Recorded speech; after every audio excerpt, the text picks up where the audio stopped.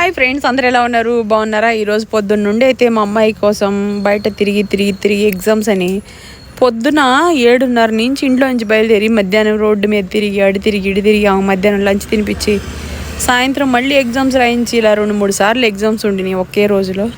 So అవన్నీ చూసుకొని correct 5ంటికి ఒక రెస్టారెంట్ ఉంటే అక్కడికి వచ్చేసి ఒక ఉప్మా దోశ ఉప్మా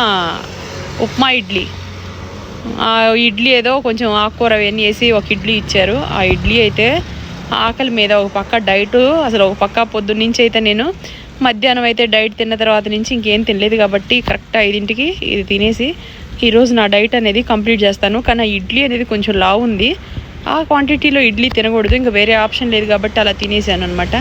సో వీళ్ళైతే బేబీకార్న్ మంచూరియా ఆర్డర్ పెట్టుకుంది మా శిరీష. మా చిన్నమ్మాయి అయితే ఇవి ఏమంటారు